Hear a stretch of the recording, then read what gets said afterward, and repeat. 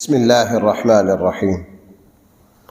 الحمد لله رب العالمين، والصلاة والسلام على سيد المرسلين وعلى آله وأصحابه أجمعين. أما بعد، فأعوذ بالله من الشيطان الرجيم. بسم الله الرحمن الرحيم. فخسفنا به وبداره الأرض فما كان له من فئة ينصرونه من دون الله وما كان من المنتصرين. وأصبح الذين تمنوا مكانه بالأمس يقولون ويك أن الله يبسط الرزق لمن يشاء من عباده ويقدر لولا أمن الله علينا لخسف بنا وكأنه لا يفلح الكافرون. صدق اللہ مولانا العظیم. قارون جس وقت اپنی شان و شوکت کے ساتھ اپنی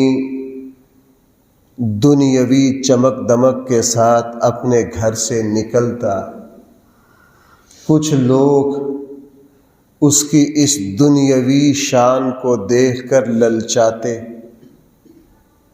حیرت زدہ ہوتے، اس کو دیکھ کر اپنی رال ٹپکاتے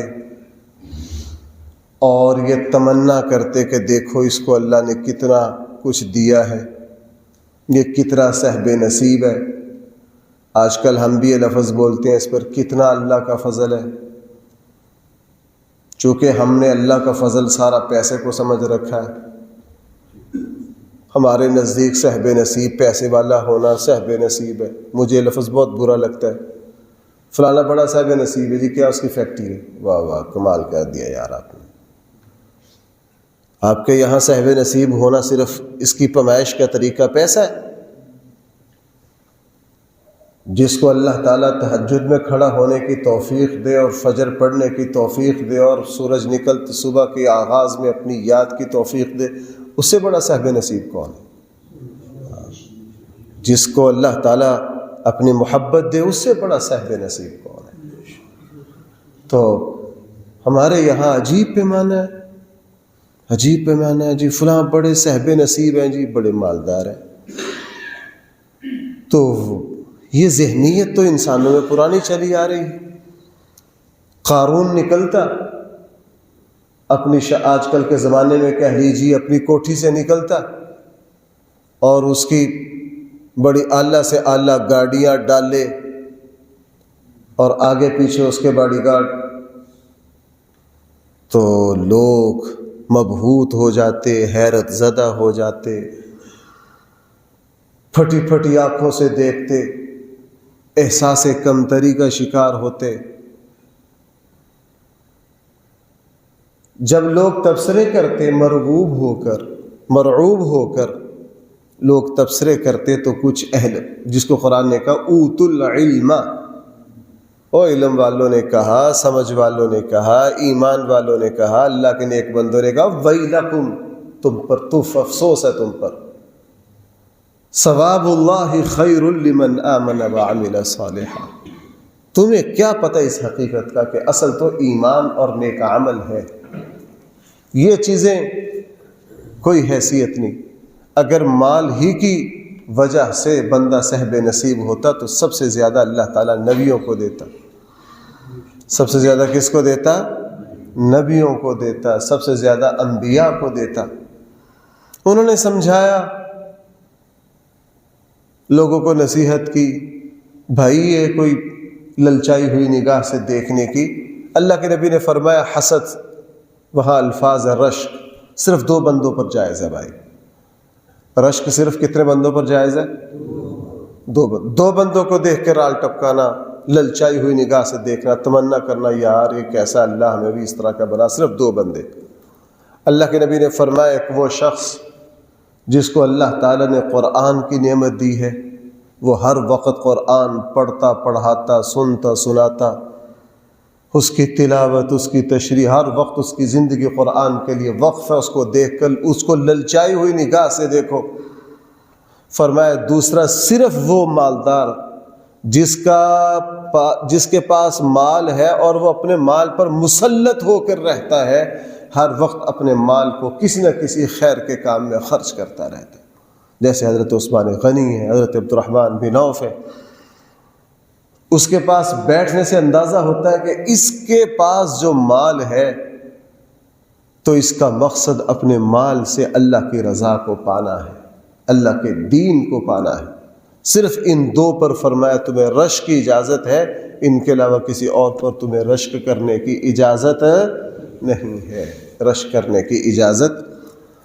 اب جب ایک دن آیا، چونکہ اللہ تعالیٰ پہلے دن تو نہیں پکڑتے، قارون کی لمبا عرصہ یہ شان و شوکت، یہ غرور کی چال، یہ برتری کے جذبات اور دل میں یہ کیفیت کہ مجھ جیسا کوئی نہیں، دل میں یہ احساس کہ میری شان نرالی ہے، میرے ٹور ہے، پتہ نہیں کتنی مرتبہ وہ زمین پر پھرا ہوگا۔ ایک دن ایسے ہوا، فَخَسَفْنَا بِهِ وَبِدَارِهِ الْأَرْضِ، ہم نے پھر اس قارون کو بھی اور اس کے وہ گھر کو جہاں اس کی ساری مال و دولت تھی سب کو زمین میں دھسا دیا۔ بھائی سب کو کیا کر دیا؟ زمین میں دھسا دیا۔ چونکہ قرآن نے فرمایا وَلَا تَمْشِ فِي الْأَرْضِ مَرَحًا، اللہ کی زمین پر اکڑ کر نہ چلو۔ جس زمین پر تم اکڑ کر چلو گے اللہ اسی زمین میں تمہیں مٹا کر رکھ دیں گے۔ فَخَسَفْنَا، ہم نے دھسا دیا قارون کو بھی، وَبِدَارِهِ الْأَرْضِ، اور اس کے محلات کو بھی۔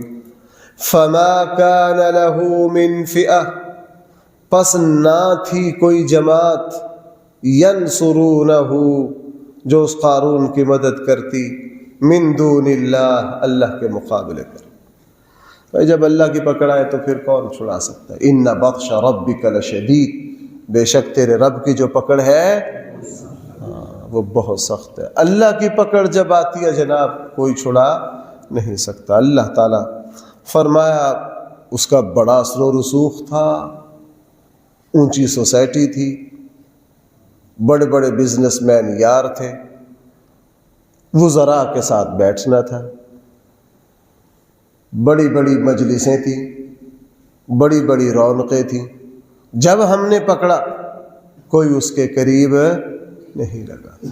ہم آج بھی میں نے عرض کیا قرآن جو بات ہمارے سامنے رکھ رہا وہ انسانیت جگہ جگہ، بڑے بڑے مالدار لوگ، بڑی بڑی رنگین زندگیاں گزارنے والے، جب اللہ کی پکڑ میں آتا ہے تو کوئی بھائی ان کو بھیک بھی نہیں دیتا، کوئی ان کو بھیک بھی نہیں دیتا۔ وہ نشان عبرت بن جاتے ہیں، وہ نشان عبرت بن جاتے ہیں۔ یہاں قرآن فرما رہا فَمَا كَانَ لَهُ مِنْ فِئَةٍ، نہ تھی کوئی جماعت، يَنْصُرُونَهُ، جو اس کی مدد کرتی، من دون، وَمَا كَانَ مِنَ الْمُنْتَصِرِينَ، اور قارون نہ بن سکا ان لوگوں میں سے جن کی اللہ کی طرف سے مدد کی گئی۔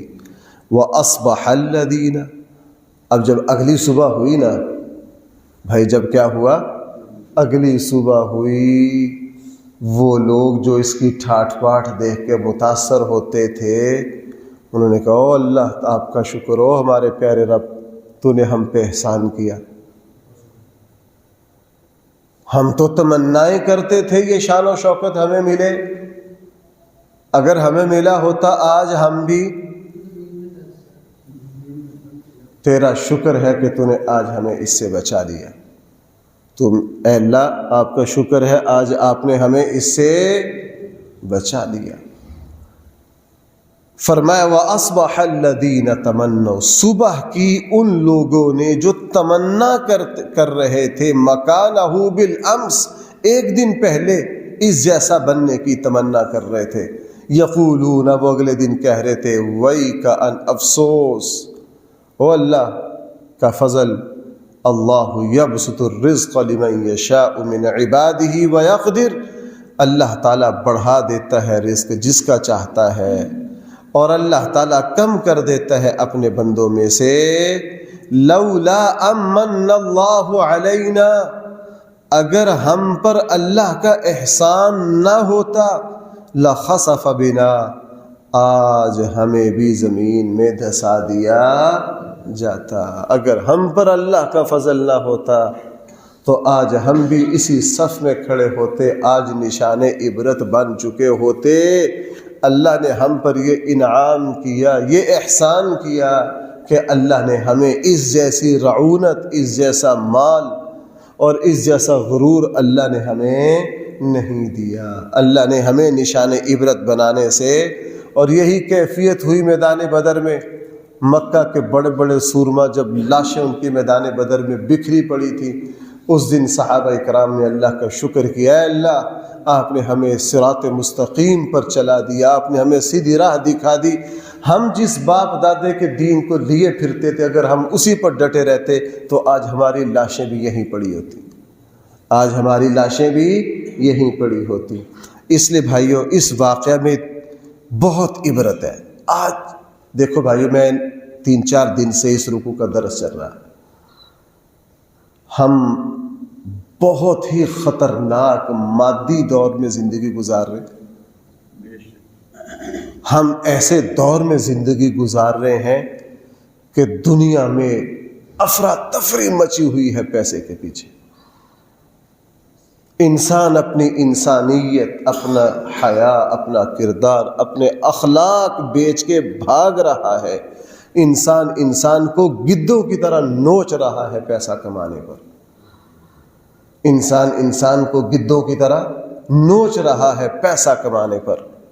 اس کی زندگی کا مقصد، اب دیکھو بھائی، یہ جو ہمارا نظام تعلیم ہے، اس کا مقصد کیا ہے؟ پیسہ کمانا۔ اس ڈگری کی مارکیٹ میں ویلیو ہے۔ آج کل ہمارے یہاں نوجوانوں کو بس آن لائن پیسہ کیسے کمانا، بھئی زندگی کا مقصد صرف یہی رہ گیا، پیسہ کمانا۔